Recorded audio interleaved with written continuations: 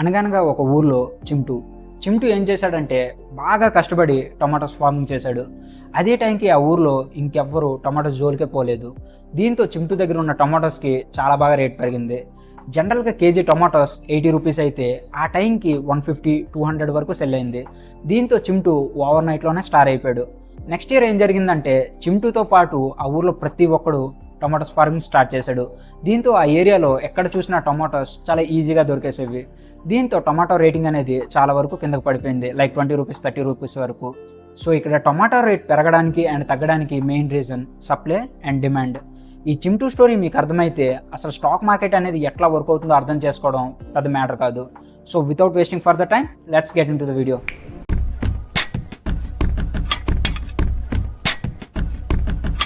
అసలు ఇక్కడ stock market ఎలా వర్క్ అవుతుందో అర్థం చేసుకోవాలి అనుకుంటే మనం మెయిన్గా అర్థం చేసుకోవాల్సిన concept the principle of supply and demand. ఇక్కడ మీ కాన్సెప్ట్ని సింపుల్గా అర్థం చేయడానికి జొమాటో స్టాక్ని యాజ్ ఎగ్జాంపుల్గా తీసుకుంటున్నా. ఫర్ ఎగ్జాంపుల్, జొమాటో స్టాక్ని బై చేయడానికి 200 మెంబర్స్ రెడీగా ఉన్నారు. అదే సెల్ చేయడానికి ఓన్లీ 100 మెంబర్స్ మాత్రమే ఉన్నారు. ఇక్కడ ఈ స్టాక్కి డిమాండ్ అనేది ఎక్కువగా ఉంది. When the demand is higher then the supply, then stock price will go up.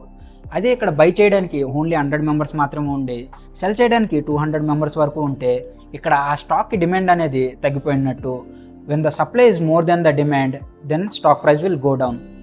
జనరల్గా స్టాక్ మార్కెట్ అనేది Monday to Friday from morning 9:15 AM to evening 3:30 PM వరకు ఓపెన్లో ఉంటుంది. ఈ టైంలో చాలామంది ట్రేడర్స్ ఆర్ ఇన్వెస్టర్స్ స్టాక్స్ని బై ఆర్ సెల్ చేస్తూ ఉంటారు. ఇక్కడ బయ్యింగ్ అనేది డిమాండ్ని క్రియేట్ చేస్తే సెల్లింగ్ అనేది సప్లైని క్రియేట్ చేస్తుంది. మీరు చాలా స్టాక్స్ యొక్క చార్ట్స్ని చూసే ఉంటారు. అక్కడ ప్రైస్ అనేది చాలా ఫాస్ట్గా మూవ్ అవుతూ ఉంటుంది. జస్ట్ బికాస్ ఆఫ్ స్టాక్ మార్కెట్లో ట్రాన్సాక్షన్స్ అనేవి చాలా ఫాస్ట్గా జరుగుతాయి. ఎప్పుడైతే ట్రేడర్స్ స్టాక్ మార్కెట్పై చాలా పాజిటివ్గా ఉంటారో అప్పుడు బయ్యింగ్స్ అనేవి చాలా ఎక్కువగా జరుగుతాయి. అదే నెగిటివ్గా ఉంటే సెల్లింగ్స్. అసలు ట్రేడర్స్ స్టాక్ మార్కెట్పై ఎందుకు పాజిటివ్గా ఉంటారు లేదా ఎందుకు నెగిటివ్గా ఉంటారో తెలుసుకోవాలి అనుకుంటే దాని గురించి నేను నా నెక్స్ట్ వీడియోలో ఎక్స్ప్లెయిన్ చేస్తా. సో ఆ వీడియోని మీరు మిస్ అవ్వకుండా ఉండాలి అంటే ఇప్పుడే నా ఛానల్ని సబ్స్క్రైబ్ చేసుకోండి.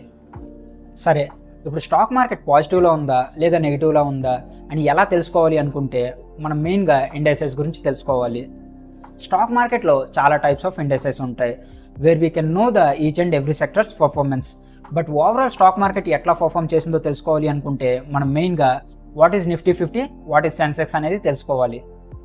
What is Nifty 50? నిఫ్టీ 50 అంటే ఎన్ఎస్సిలో లిస్ట్ అయిన టాప్ 50 కంపెనీస్. నిఫ్టీ 50 ఇండెక్స్ని ఇన్ 1996లో ఎన్ఎస్సి వాళ్ళు ఇంట్రడ్యూస్ చేశారు. Then what is Sensex? Sensex అంటే బీఎస్సీలో లిస్ట్ అయిన top 30 companies. BSc ఇండెక్స్ని in 1986లో BSc వాళ్ళు ఇంట్రడ్యూస్ చేశారు. ఇక్కడ ఫ్యాక్ట్ ఏంటంటే BSc is the oldest index in Indian stock market. So ఈరోజు స్టాక్ మార్కెట్ ఎట్లా పర్ఫామ్ చేసిందో తెలుసుకోవాలి అనుకుంటే సింపుల్గా నిఫ్టీ 50 అండ్ సెన్సెక్స్ ఎట్లా పర్ఫామ్ చేసిందో తెలుసుకుంటే చాలు. బాంబే స్టాక్ ఎక్స్చేంజ్ సూచీ సెన్సెక్స్ చరిత్రలో తొలిసారి 50,000 బెంచ్ మార్క్ ఎగువన ముగిసింది.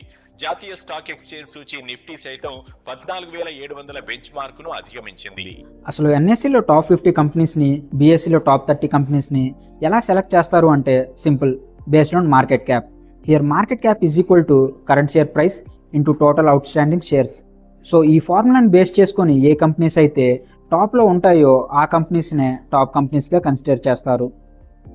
సో ఈ వీడియోలో ఇప్పటి వరకు స్టాక్ మార్కెట్ అనేది ఎలా వర్క్ అవుతుంది అండ్ అలానే what is NSE, what is BSE అనే దాని గురించి చాలా డీటెయిల్గా ఎక్స్ప్లెయిన్ చేశా. అండ్ నేను నా నెక్స్ట్ వీడియోలో స్టాక్ మార్కెట్ని ఎఫెక్ట్ చేసే కొన్ని ఫ్యాక్టర్స్ గురించి డీటెయిల్స్గా ఎక్స్ప్లెయిన్ చేస్తా. సో ఆ వీడియోని మిస్ అవ్వకుండా ఉండాలి అంటే ఇప్పుడే నా ఛానల్ని సబ్స్క్రైబ్ చేసుకోండి. అండ్ అలానే ఈ వీడియోలో ఏదైనా డౌట్స్ ఉంటే కింద కామెంట్ బాక్స్లో కామెంట్ చేయండి. ఈ వీడియో నచ్చితే లైక్ చేయండి, షేర్ చేయండి. Until my next video, bye bye.